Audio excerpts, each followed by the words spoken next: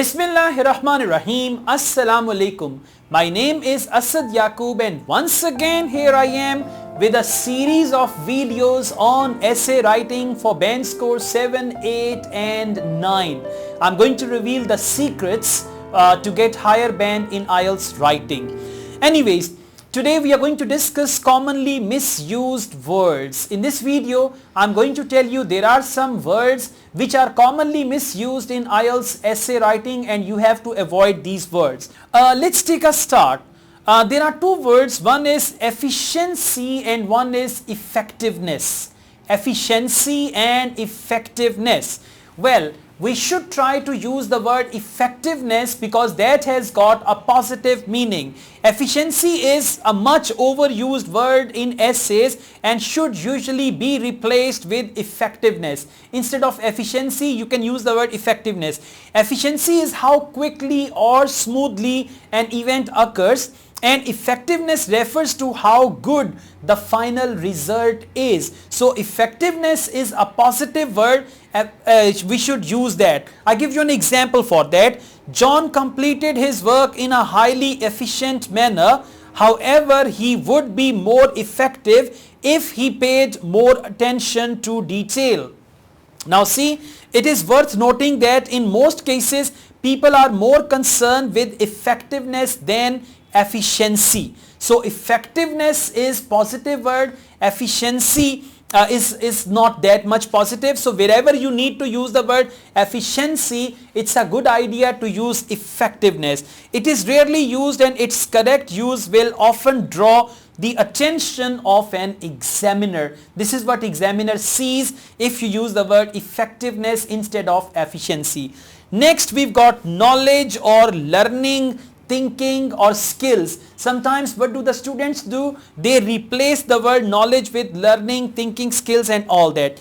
Knowledge is also a commonly overused word. In this case, there is a key cultural difference between developing and developed countries, which causes the overuse of knowledge.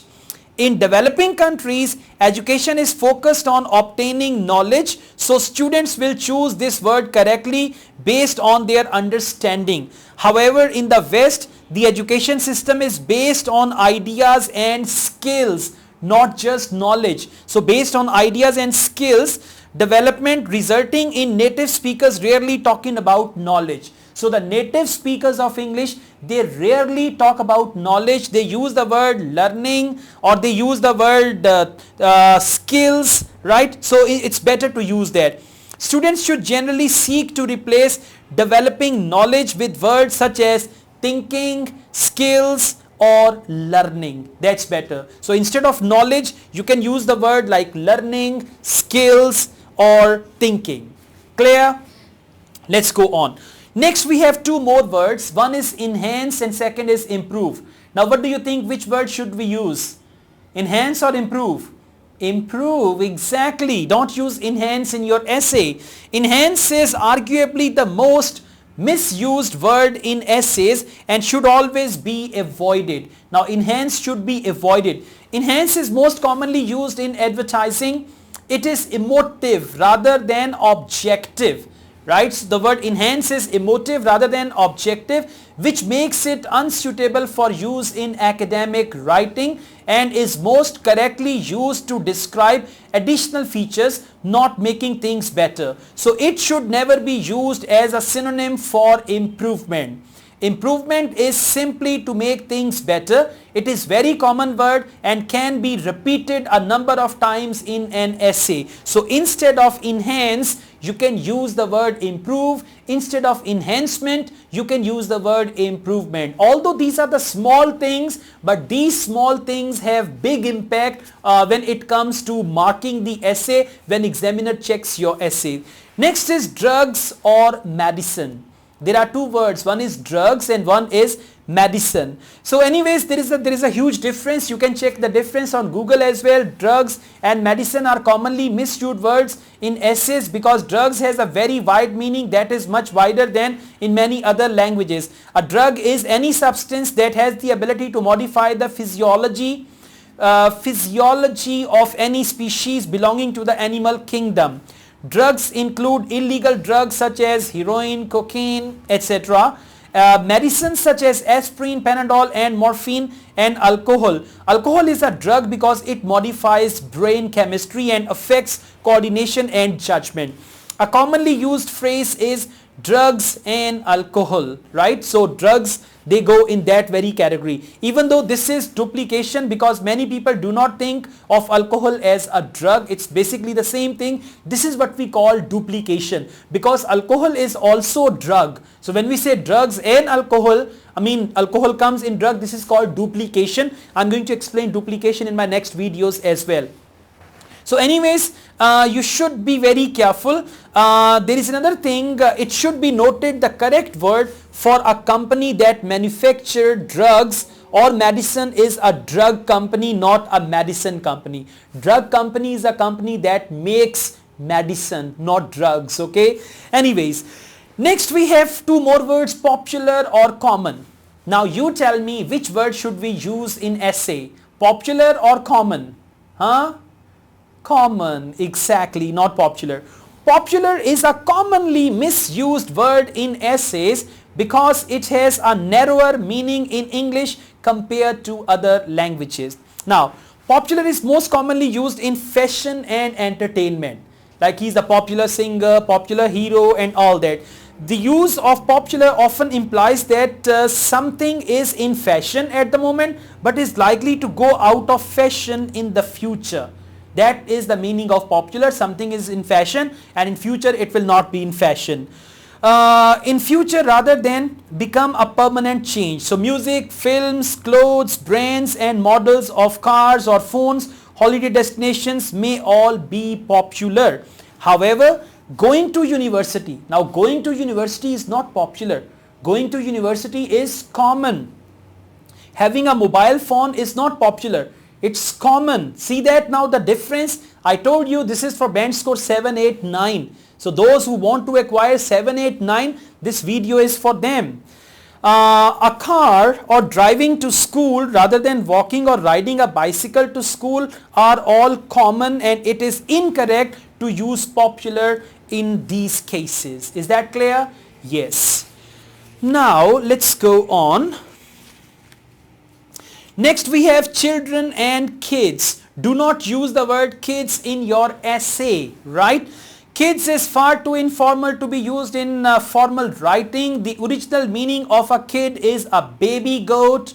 It is the equivalent of kitten, okay, or a puppy. Kid actually means a kitten or a puppy or a baby goat. It is highly informal and should never be used in formal writing and probably should not be used in formal speaking, including an IELTS speaking test. So do not use the word kid in your IELTS speaking test as well. Is that clear? Alright. The next two words are punishment and discipline. Now tell me which word should we use and which word should we avoid. Punishment or discipline? Huh?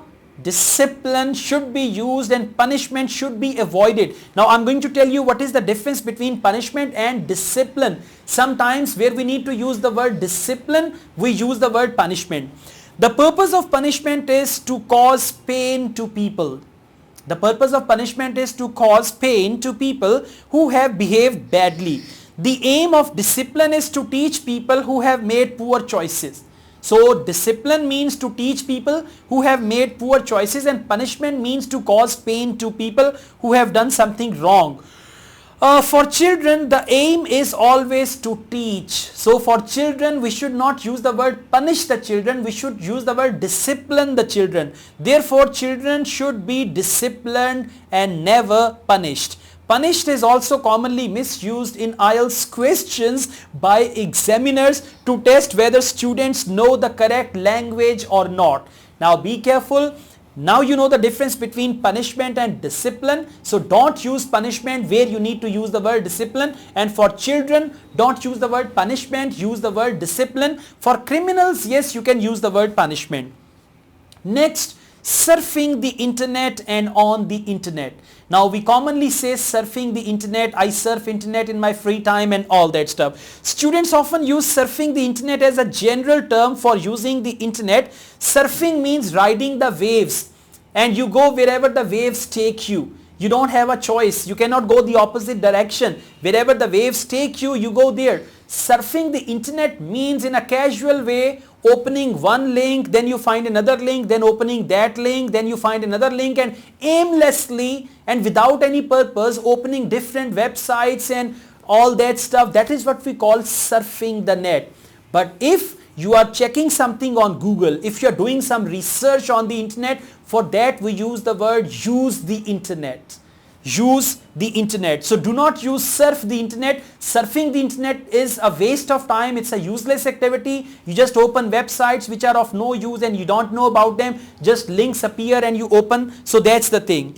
Anyway, surfing the internet is a leisure activity. When using the internet for a specific purpose such as research or for work, it is incorrect to use surf the internet. Normally it is use the internet or be on the internet, or you can use the word be online. Okay, let's go on. Next is academic study or education. Now these two words should be used very, very carefully.